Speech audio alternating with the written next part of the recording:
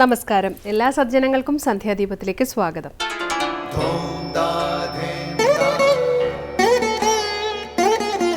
ശുഭം ഭവതു കല്യാണമായുസാരോഗ്യവർദ്ധനം സർവദുഃഖ വിനാശായ സന്ധ്യാദീപം നമോസ്തുതേ.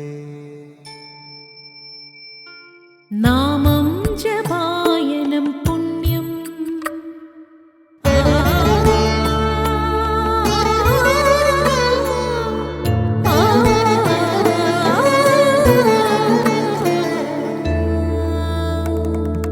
നാമം ജപായനം പുണ്യം നിരുപമദീപാങ്കുരം പോലെ സ്വരശ്രുതിലയവരമതുലം ദീവാങ്കണം മോക്ഷ സംഗീതസാരം നീളും വഴിത്താരയിൽ ജീവതാരം മന്ത്രാലാപം മായാവിൻ നിൻ പ്രസാദം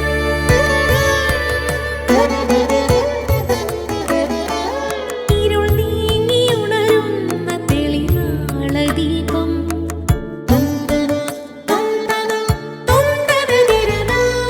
ഇരുൾ നീങ്ങിയുണരുന്ന തെളിനാളദീപം പ്രണവാമൃതം ചൊരിയുന്ന ദീപം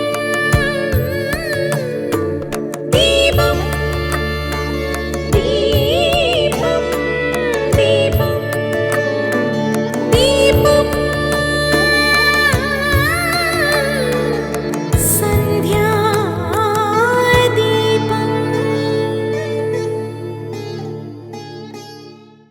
ഭൂമിയിൽ ദാനത്തിന് തുല്യമായി മറ്റൊരു സുഹൃത്തില്ല. ലോഭത്തിന് തുല്യമായി മറ്റൊരു ശത്രുവുമില്ല. ശീലത്തിന് സമമായി മറ്റൊരു അലങ്കാരമില്ല. സന്തോഷത്തിന് തുല്യമായി മറ്റൊരു ധനമില്ല എന്നാണ് സുഭാഷിത ശ്ലോകം. ദാനം കൊണ്ടുണ്ടാകുന്ന പുണ്യം ഒരാളുടെ കൂടെ എപ്പോഴും ഉണ്ടാകും. തനിക്കുള്ള വിഭവങ്ങളെ അതില്ലാത്തവനുമായി പങ്കുവയ്ക്കുക എന്നത് വളരെ പുണ്യകരമായ ഒരു പ്രവൃത്തിയാകുന്നു. ദാനം ചെയ്യുന്നതിനനുസരിച്ച് ഒരാളുടെ സമ്പത്ത് വർദ്ധിക്കുന്നു.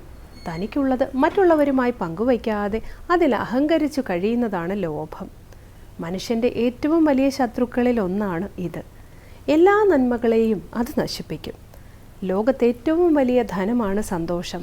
ബാക്കി എന്തൊക്കെ ധനം കയ്യിലുണ്ടെങ്കിലും സന്തോഷമെന്ന ധനമില്ലെങ്കിൽ ആ ജീവിതം വെറുതെ തന്നെ. ധാർമ്മിക പ്രവൃത്തികളിലൂടെ സന്തോഷമെന്ന ധനത്തെ നേടിയെടുക്കുവാൻ കഴിയും. തുടർന്ന് ഗുരുവചനം കേൾക്കാം. കൃഷി ചെയ്യണം. കൃഷിയാണ് ജീവരാശിയുടെ നട്ടെല്ല്.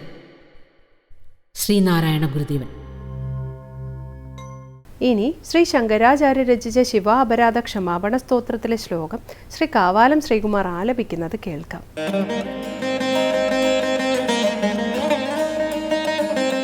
നഗ്നോ നിസ്സംഗശുദ്ധസ്ത്രിഗുണ വിരഹിതോ ധ്വസ്തമോഹാന്ധകാരോ നാസാഗ്രന്യസ്തദൃഷ്ടിർവിദിതഭവഗുണോ നൈവ ദൃഷ്ട കദാചിത് ഉന്മന്യാവസ്ഥയാ ത്വാം വിഗതഗതിമതി ശങ്കരം ന സ്മരാമി ക്ഷന്തവ്യോ മേ പരാധ ശിവ ശിവ ശിവ ഭോ ശ്രീമഹാദേവ ശംഭോ.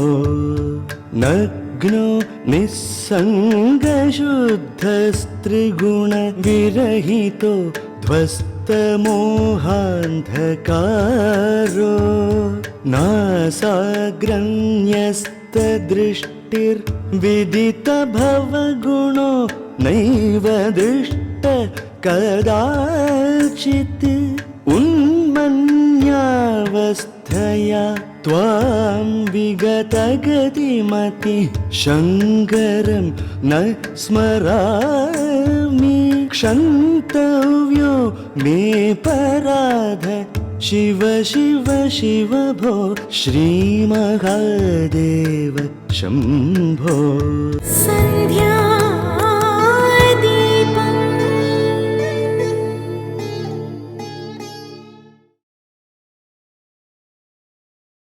അടുത്തതായി ശ്രീ ശങ്കരാചാര്യരുടെ കൃതികളെ വ്യാഖ്യാനിക്കുന്ന ശങ്കര സ്തോത്രാമൃതമാണ്.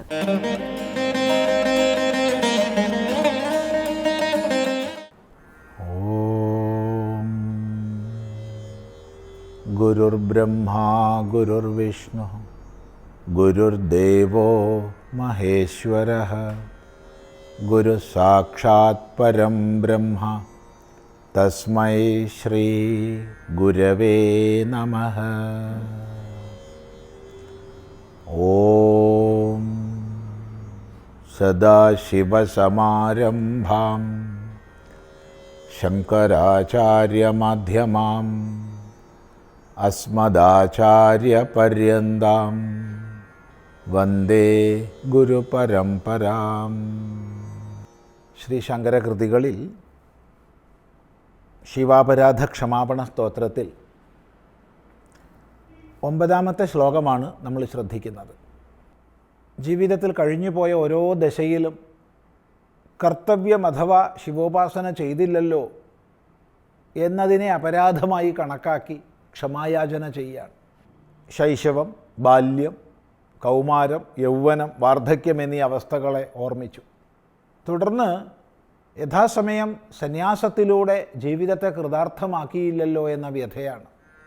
നഗ്നോ നിസ്സംഗശുദ്ധ ത്രിഗുണവിരഹിതോ ധ്വസ്തമോഹാന്ധകാരോ നാസാഗ്രന്യസ്തദൃഷ്ടിർവിദിത ഭവഗുണോ നൈവ ദൃഷ്ട കദാചിത്. നഗ്നനും നിസ്സംഗശുദ്ധനും ത്രിഗുണവിരഹിതനും ധ്വസ്തമോഹാന്ധകാരനുമായി, ഇതിൻ്റെയൊക്കെ അർത്ഥങ്ങൾ നമ്മൾ കഴിഞ്ഞ പ്രാവശ്യം വിശദമായി ചിന്തിച്ചു. നാസാഗ്രന്യസ്തദൃഷ്ടിയായി. നാസാഗ്രന്യസ്തദൃഷ്ടി എന്ന് പറഞ്ഞാൽ നാസാഗ്രത്തിൽ, നാസികയുടെ മൂക്കിൻ്റെ അഗ്രത്തിൽ ന്യസിക്കപ്പെട്ട, സമർപ്പിക്കപ്പെട്ട ദൃഷ്ടിയോടൊത്തവനായി. അങ്ങുമിങ്ങും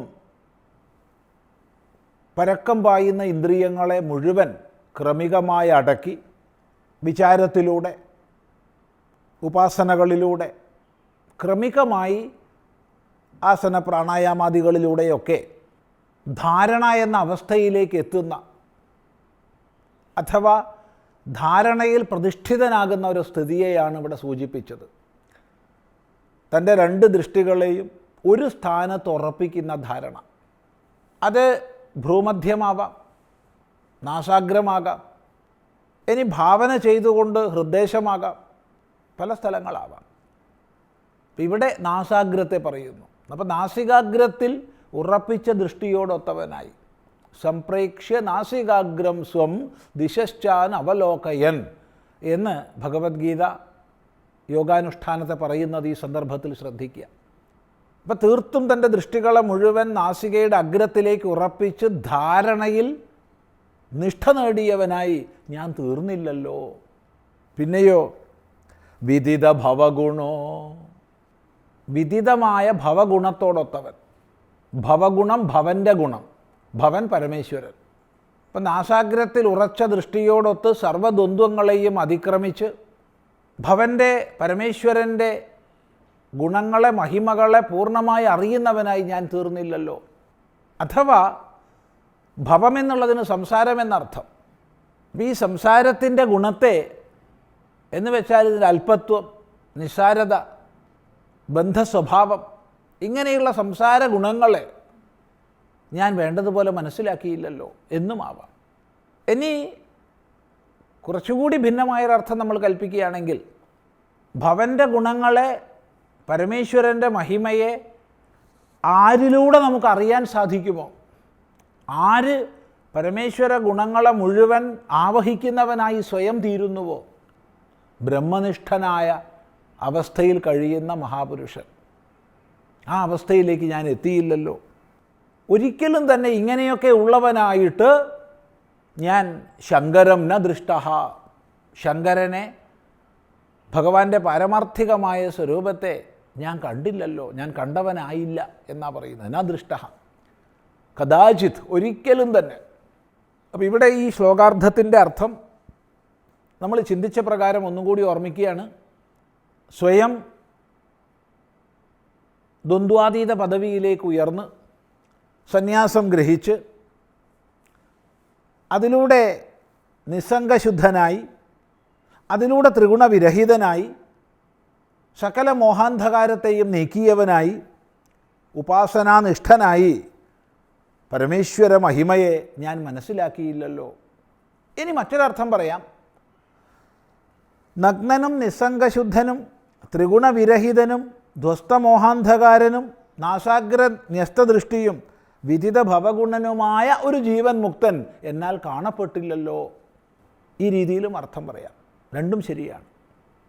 ഒന്നുകിൽ ഞാൻ സ്വയം അങ്ങനെ ആയില്ല എന്ന് പറയാം, അല്ലെങ്കിൽ അങ്ങനെയുള്ളൊരു മഹാൻ എന്നാൽ ന ദൃഷ്ട കാണപ്പെട്ടില്ല എന്ന് പറയാം. ആദ്യം പറഞ്ഞ പക്ഷത്തിൽ ദൃഷ്ട എന്നുള്ള ശബ്ദം ശങ്കരം ന ദൃഷ്ട എന്ന് അന്വയിക്കണം. രണ്ടാമത് പറഞ്ഞ പക്ഷത്തിൽ ഇങ്ങനെയുള്ള മഹാൻ മയാ ന ദൃഷ്ട എന്നർത്ഥം അന്വയിക്കണം. എന്തുകൊണ്ട്? അതാണ് പറയുന്നത്. ഉന്മന്യാവസ്ഥയാ, എൻ്റെ ഭ്രാന്തമായ അവസ്ഥ കൊണ്ട്. ഉന്മന്യാവസ്ഥ എന്ന് പറയുമ്പോൾ മനസ്സിൻ്റെ സമനില തെറ്റിയ സ്ഥിതിവിശേഷം, ഭ്രാന്താവസ്ഥ. പല പല വിഷയങ്ങളുടെ പിന്നാലെ നെട്ടോട്ടമോടുന്ന, അതിനെ വേണം ഇതിനെ വേണം എന്ന നിലയ്ക്ക് പലതിൻ്റെ പിന്നാലെ ഭ്രമിച്ച് ഓടുന്ന അവസ്ഥയിൽ ഒരിക്കലും എൻ്റെ ബുദ്ധി ഏകാഗ്രമായില്ല. അങ്ങനെ ബുദ്ധി ഏകാഗ്രമാകാത്തത് കൊണ്ട് ഞാനൊരു ഉന്മന്യാവസ്ഥയിലായിരുന്നു. ആ ഉന്മന്യാവസ്ഥ കൊണ്ടാണ് ഹേ ഭഗവൻ ഇപ്രകാരം സംഭവിച്ചു പോയത് എന്ന് പറയുകയാണ്. ഇവിടെ ചേർത്ത് പറയേണ്ടുന്ന വിഷയങ്ങൾ കൂടിയുണ്ട്. അത് നമുക്ക് അടുത്ത പ്രാവശ്യം ചിന്തിക്കാം. സന്ധ്യാദീപം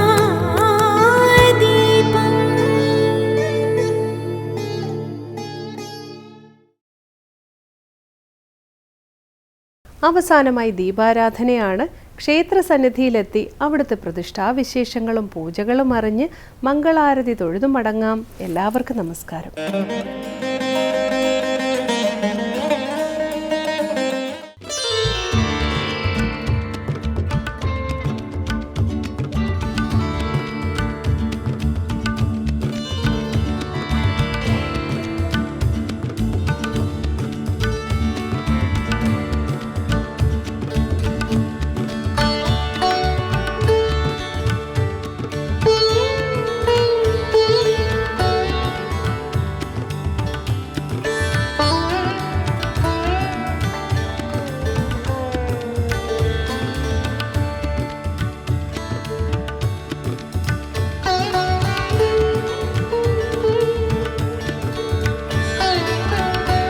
ഇത് മക്രേരി ശ്രീ സുബ്രഹ്മണ്യ ക്ഷേത്രം.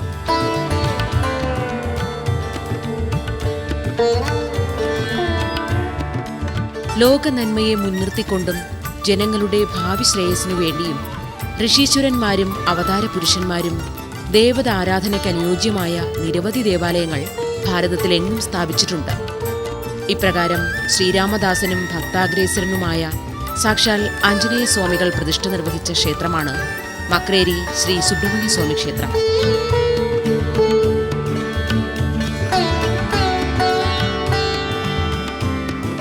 കിഴക്ക് ദർശനമായി 2 ശ്രീകോവിലുകൾ ഇവിടെയുണ്ട്.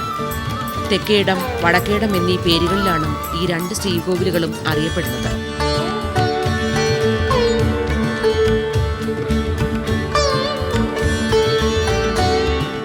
രണ്ടിടത്തും ആരാധനാമൂർത്തിയായി ഭഗവാൻ സുബ്രഹ്മണ്യൻ കുടികൊള്ളുന്നു. വടക്കേടത്ത് ശ്രീകോവിലിന്റെ മുഖമണ്ഡപത്തിൽ ആഞ്ജനേയ സ്വാമികളുടെ പ്രതിഷ്ഠയുണ്ട്.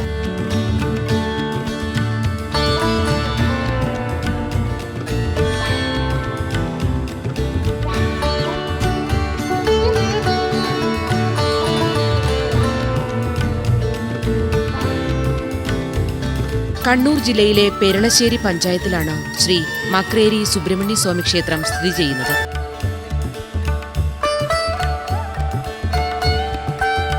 കണ്ണൂരിൽ നിന്നും കൂത്തുപറമ്പിലേക്ക് പോകുന്ന റോഡിൽ 9 കിലോമീറ്റർ യാത്ര ചെയ്താൽ മൂന്നുപെരിയ ജംഗ്ഷനിലെത്താവുന്നതാണ്.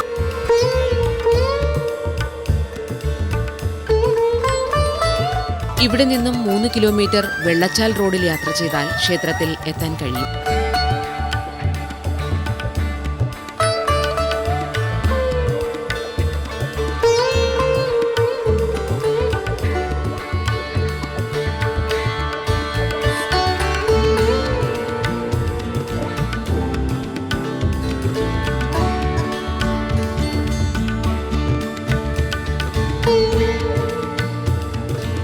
ത്രേതായുഗത്തിലാണ് ക്ഷേത്രപ്രതിഷ്ഠ നടന്നതെന്ന് വിശ്വസിക്കപ്പെടുന്നു.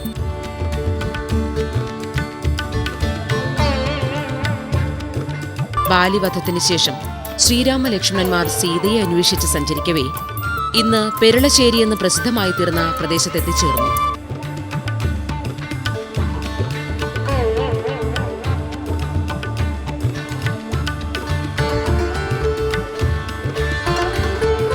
ഹിമാലയത്തിലെത്തിയ ഹനുമാൻ വിഗ്രഹത്തിനായി തെരച്ചിൽ നടത്തി. ഒടുവിൽ പവിത്രമായ സുബ്രഹ്മണ്യ വിഗ്രഹം ഹനുമാന്റെ ദൃഷ്ടിയിൽപ്പെടുകയും ശ്രീരാമചന്ദ്ര ഭഗവാനെ മനസ്സിൽ ധ്യാനിച്ചുകൊണ്ട് വിഗ്രഹവുമായി ഹനുമാൻ യാത്രയാവുകയും ചെയ്തു. പ്രതിഷ്ഠയ്ക്ക് അനുയോജ്യമായ ഉത്തമ മുഹൂർത്തം കുറിച്ച് കാത്തിരിക്കുകയായിരുന്നു ഭഗവാൻ. എന്നാൽ മുഹൂർത്ത സമയത്ത് വിഗ്രഹവുമായി ആഞ്ജനേയൻ എത്താതെ വന്നപ്പോൾ ഭഗവാൻ ശ്രീരാമൻ തന്റെ കയ്യിലുള്ള പെരുവള യൂരി സുബ്രഹ്മണ്യ സങ്കല്പം ചെയ്ത് അവിടെ യഥാവിധി പ്രതിഷ്ഠിച്ചു.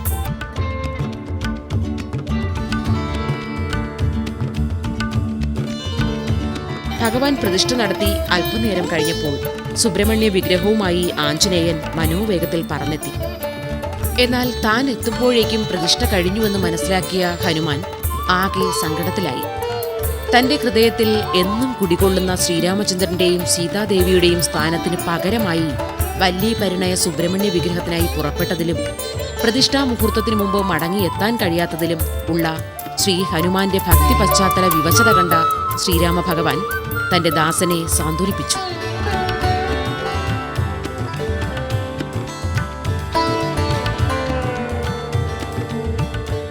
ഹിമാലയത്തിൽ നിന്നും കൊണ്ടുവന്ന സ്കന്ദവിഗ്രഹം ഒരു ചുവട് വടക്കുമാറി ഹനുമാൻ തന്നെ പ്രതിഷ്ഠിച്ച് പരിപാലിച്ച് ഭക്തസേവ നടത്തണമെന്ന് ശ്രീരാമ ഭഗവാൻ അരുളി ചെയ്തു.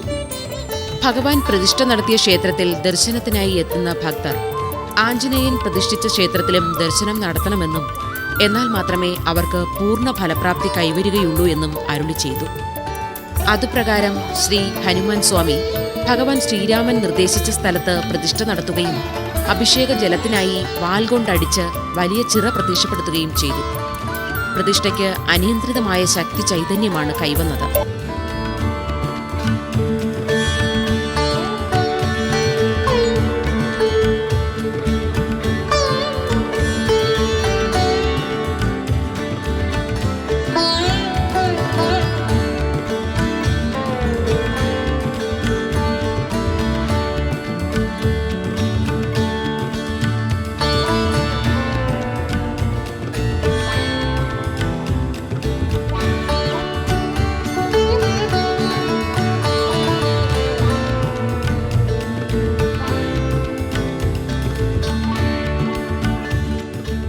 പ്രധാന പ്രതിഷ്ഠ സുബ്രഹ്മണ്യ സ്വാമിയാണെങ്കിലും ഭക്തജനങ്ങൾ കൂടുതലായും വരുന്നത് ഹനുമാനെ ദർശിക്കാനാണ്.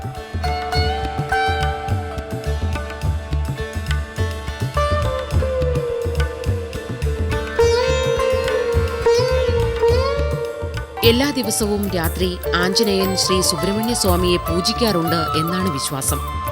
നടയടച്ചു കഴിഞ്ഞാൽ പിന്നെ ക്ഷേത്ര പരിസരത്ത് ആരും ഉണ്ടാവാൻ പാടില്ല. ഈ സമയത്ത് ക്ഷേത്രച്ചിറയിൽ മുങ്ങിക്കുളിച്ച് ശ്രീകോവിലിൽ വന്ന് ആഞ്ജനേയ സ്വാമികൾ പൂജ നടത്തുന്നു എന്നാണ് ഭക്തജനങ്ങൾ വിശ്വസിച്ചു വരുന്നത്.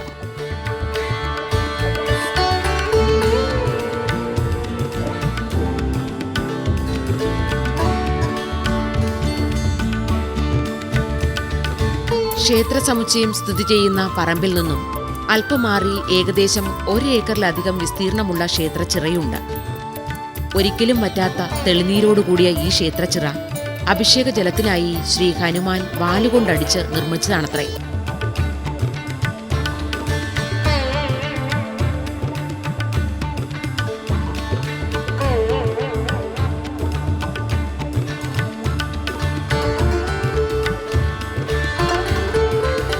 ഒരു കാലത്ത് നാടിന്റെ സാമൂഹിക സാംസ്കാരിക മണ്ഡലത്തിൽ പ്രഭ ചൊരിഞ്ഞ ചരിത്രപ്രധാനവും പുണ്യപുരാതനവുമായ ഈ മഹാക്ഷേത്രത്തിൽ മരത്തിലും കല്ലിലുമുള്ള നിരവധി കൊത്തുപണികൾ ഉണ്ടായിരുന്നു. എന്നാൽ ഈ കൊത്തുപണികളും ചുമർച്ചിത്രങ്ങളും ഏറെക്കാലമായി നാശത്തെ അഭിമുഖീകരിച്ചുകൊണ്ടിരിക്കുകയാണ്.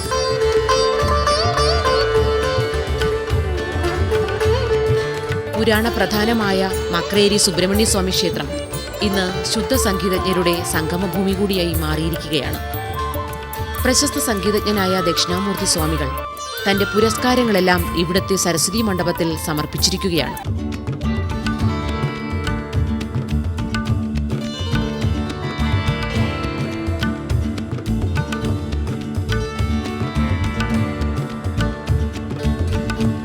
ഡിസംബർ മാസം 28, 29, 30 തീയതികളിൽ മക്രേരി സുബ്രഹ്മണ്യ സ്വാമി ക്ഷേത്രത്തിൽ അഖണ്ഡ സംഗീത യജ്ഞം നടന്നുവരുന്നു.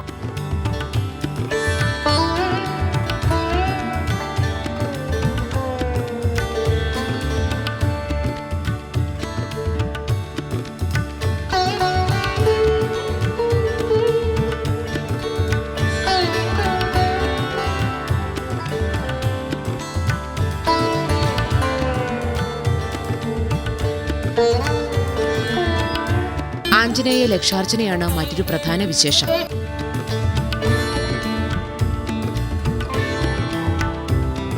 മൂന്ന് പൂജയാണ് ഇവിടെ.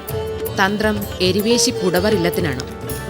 എല്ലാ മാസത്തെയും ഷഷ്ടി, ഹനുമാൻ ജയന്തി, ശിവരാത്രി, മകരമാസത്തിലെ തൈപ്പൂയം എന്നിവയാണ് മറ്റു പ്രധാന വിശേഷ ദിനങ്ങൾ.